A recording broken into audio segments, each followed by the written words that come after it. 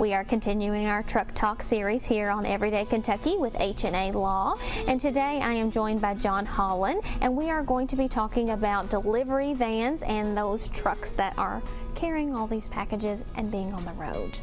Yeah, thank you for having us again today.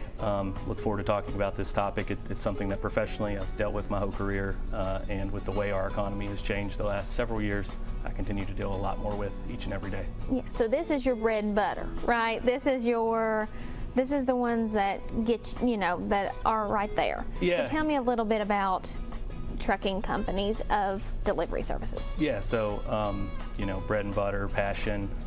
This is one of the topics that I've spent my professional life dealing with. So the two that come to mind for everyone, I think all of us may have some of these companies at our house today or certainly in our neighborhood, are Amazon and FedEx.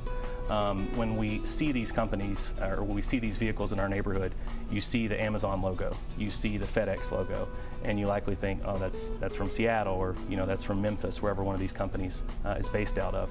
So what you actually have are much, much smaller companies that are here locally and that are dispatching these drivers.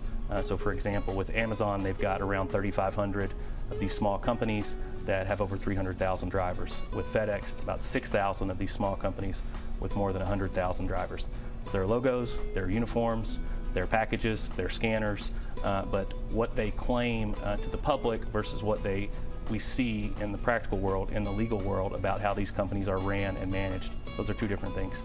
And you would never know that. So how do you go tackling this if you do get in a crash with one of these services?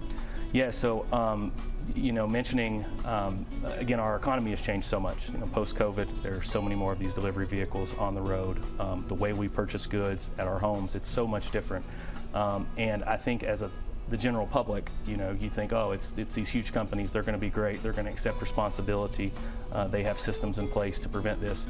It's really, really the opposite of how it actually goes. And with these larger companies in particular, and the service provider models that they've used, it's set up very intentionally. I'm contacted very often by not only families, but lawyers from across the country. They know our track record in handling these cases, FedEx, Amazon in particular.